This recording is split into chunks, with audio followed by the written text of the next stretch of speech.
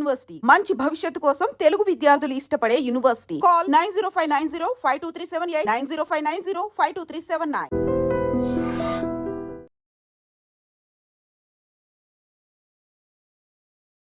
తాగొచ్చి వేధిస్తున్న భర్త టార్చర్ భరించలేని ఓ భార్య డబుల్ కాట్ మంచంపై మద్యం మత్తులో పడుకుని ఉన్న భర్తపై సలసలా కాగిన వేడి నూనె తెచ్చిపోసేసింది.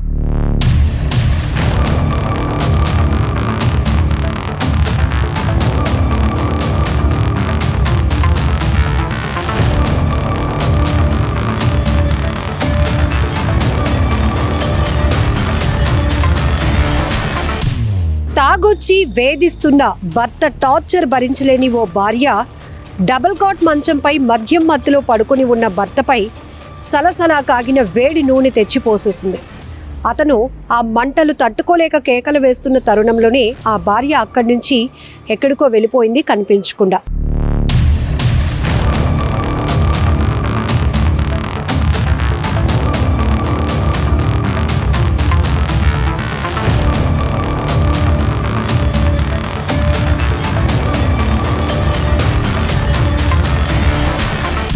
ఈ ఘటన అనకాపల్లి జిల్లా పరవాడ మండలం సాలాపువాణిపాలెంలో చోటు చేసుకుంది. ఇక్కడ ఈ భార్య గర్భిణిగా కూడా స్థానికులు చెప్తున్నారు. గుంటూరు జిల్లాకు చెందిన 30 సంవత్సరాల బాలకృష్ణకు రమణమ్మకు వివాహమైన తర్వాత గత కొన్నాళ్లుగా గాజువాక నియోజకవర్గంలోని కోర్మనపాలెంలో అద్దెకుండేవాళ్ళు. ఇప్పుడు ఏదైతే ఈ ఘటన జరిగిందో ఈ ఇంట్లో వీళ్ళు 12 రోజుల క్రితమే అద్దెకు దిగినట్టు కూడా ఇంటి యజమాని చెప్తున్నారు. ఈ ఘటన జరిగిన వెంటనే స్థానికులు ఆ భర్త కేకలు విని వెంటనే అలర్ట్ అయి అనకాపల్లి ఎన్టీఆర్ హాస్పిటల్కు ట్రీట్మెంట్ కోసం తరలించారు. అక్కడి నుంచి ఆయన బర్నింగ్ పర్సంటేజ్ ఎక్కువగా ఉండటం వల్ల మెరుగైన ట్రీట్మెంట్ కోసం అతన్ని కేజీహెచ్కు తరలించడం జరిగింది. అయితే అక్కడ ఉన్నటువంటి స్థానికుల ఇన్ఫర్మేషన్తో ఇంటి యజమాని అక్కడికి చేరుకుని పరవాడ పోలీసులకు ఇన్ఫర్మేషన్ ఇచ్చారు. పోలీసులు వచ్చిన తర్వాత ఇంటి తలుపులు తీసి చూసేటప్పటికే ఏదైతే డబుల్ కాట్ మంచం ఉంటుందో ఆ మంచంపై ఆ భర్త పడుకొని ఉన్నటువంటి సిచ్యువేషన్ కూడా ఉంది. ఎందుకంటే ఆ వేడి నూనె ఏదైతే ఆమె ఇసిరేసిందో ఆ వేడి నూనె వల్ల ఆ పరుపు కూడా కాలిపోయినటువంటి సందర్భం మీరు విజువల్స్లో చూస్తున్నారు.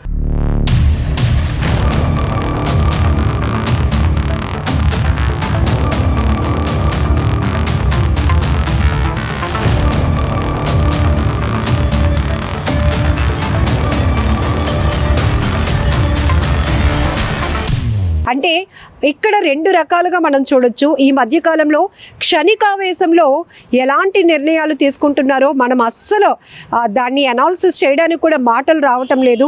ఒక రకంగా భరించే వాళ్ళకి ఆ పెయిన్ తెలుస్తుంది అని వాదించే వాళ్ళు కూడా ఉన్నారు. ఇంకొక వైపు ఇక్కడ ఈమె గర్భిణి, దాంతోపాటు మంచి ఏజ్లో ఉన్నవాళ్ళు ఒక అండర్స్టాండింగ్తో లైఫ్ లీడ్ చేయాల్సింది పోయి తరచుగా మద్యం తాగటం అనేది కుటుంబాలు విచ్ఛిన్నం కావటానికి చాలా పెద్ద కారణంగా ఉంటుంది. మనం చూస్తున్నాం చాలా చోట్ల ఏ స్థాయి వ్యక్తులైనా ఇలా డ్రింకింగ్ హ్యాబిట్ ఉండేవాళ్ళు మాత్రం వాళ్ళు ఏం చేస్తున్నారో, ఎలాంటి మాటలతో కుటుంబ సభ్యులు వేధిస్తున్నారో, భార్యల్ని పిల్లల్ని టార్చర్ చేస్తున్న వాళ్ళు కూడా మనం చూస్తున్నాం. ఈ నేపథ్యంలోనే ఇలాంటి వేధింపులు టార్చర్కి విసిగిపోయిన వాళ్ళు రివర్స్లో ఎలాంటి స్థాయిలో రివెంజ్ తీర్చుకోవాలో అనుకుంటున్నారో కూడా ఈ ఘటన ఒక ఉదాహరణగా చెప్పొచ్చు. ఇక్కడ ఇంకొక రకంగా ఆలోచిస్తే ఆమె ఆ వేధింపులు భరించలేక ఫ్యామిలీ మెంబర్స్కి ఎవరికైనా చెప్పుంటే బాగుండు, లేకపోతే వాళ్ళు కూడా చెప్పినా ఎవరి నుంచి సొల్యూషన్ లేక పదే భర్తకు నచ్చజెప్పే ప్రయత్నం చేసిన అతనిలో మార్పులు రాలేక ఆమె సహనం కోల్పోయి క్షణికావేశంలో ఇలాంటి నిర్ణయం తీసుకుందా అనిపిస్తోంది. ఎందుకంటే ఆమె ఆల్రెడీ గర్భిణి అని కూడా స్థానికులు చెప్తున్నారు.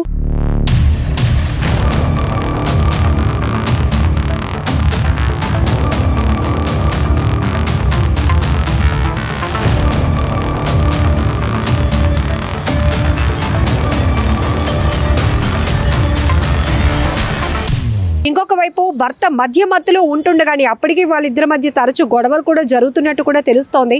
స్థానికులు ఇస్తున్నటువంటి ఇన్ఫర్మేషన్ ఆధారంగా ఒక మనిషి మీద ఒక ఒపీనియన్ రోజు రోజుకి తగ్గుతూ వస్తుంది. ఆ నేపథ్యంలోనే ఆమె సహనం కోల్పోయి వేడిగా మరుగుతున్నటువంటి నూనె, జనరల్గా ఇప్పుడు మనం మంచి వేసవి కాలంలో ఉన్నాం, మండు టెండల వల్ల బయటకు రావాలంటేనే భయపడిపోతున్నాం. ఎందుకంటే తీవ్రమైన ఒక్కపోత, చెమటలు, మరొక వైపు ఎండ వేడి తాళలేక బయటకు రావాలంటేనే భయపడిపోతున్నాం. బయటకు ఒకవేళ అత్యవసరంగా రావాలన్నా కూడా ఏవో ప్రికాషన్స్ తీసుకుంటే కానీ కాసేపైనా బయట వాతావరణంలో ఉండలేని పరిస్థితి. ఇలాంటిది ఒకవైపు మండిపోతున్న ఎండలో సలసలా కాగుతున్న వేడి నూనె పోస్తే తన భర్తకి ఏమవుతోంది అనేది కూడా ఆమె ఆలోచించకుండా అతను చేస్తున్న టార్చర్ని భరించలేక సహనం కోల్పోయి ఆమె ఇలాంటి నిర్ణయం తీసుకున్నట్టుగా ఇక్కడ మనకి తెలుస్తోంది.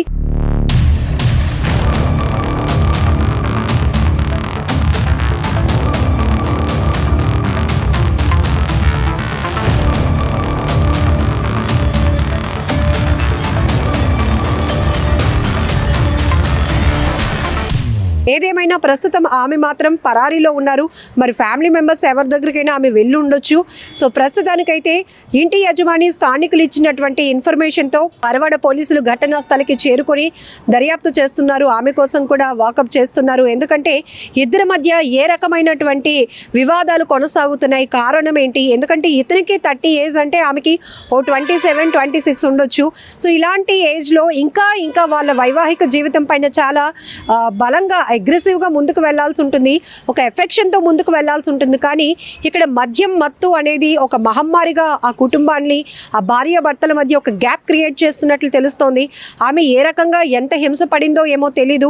ఇప్పటికీ నేను చెప్తూ ఉన్నా అతనిలో మార్పు రావట్లేదు, నేను గర్భిణిని, ఇంకా ఇతను తాగుడికి బానిస అయిపోతే మా ఫ్యూచర్ ఏంటి అని ఆమెలో ఆమె కుమిలిపోయిందో ఏమో తెలియదు. కానీ మొత్తానికి ఇలాంటి నిర్ణయం అయితే తీసుకుంది.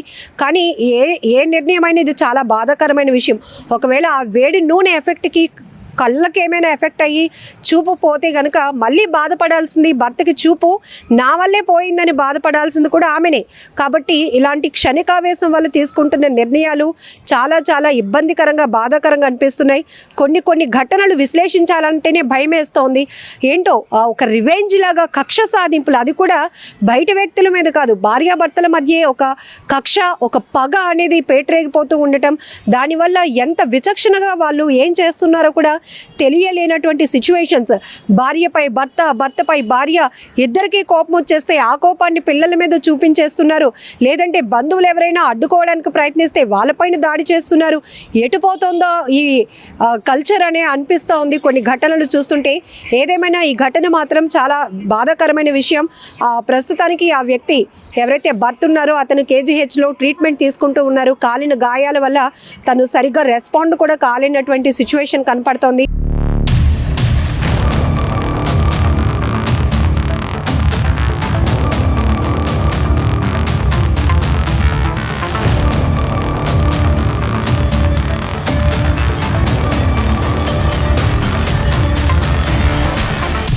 మొత్తం ఫేస్ నుంచి ఈ భుజాలు, షోల్డర్స్, ఈ చెస్ట్ వరకు కూడా అతనికి బాగా గాయమైనట్టు తెలుస్తుంది. పూర్తిగా కాలినటువంటి సందర్భం కూడా ఉంది.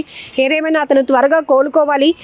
ఈమె ఎవరైతే ఇప్పుడు పరారీలో ఉన్నటువంటి భార్య కూడా పోలీసులు గాలిస్తున్నారు. కాబట్టి మరి ఈ గొడవ మొత్తానికి కారణం ఏంటో తెలియదు. కానీ ఒక కౌన్సిలింగ్ ద్వారా మళ్ళీ వాళ్ళిద్దరూ ఒకటవ్వాలని కూడా మనం కోరుకుందాం.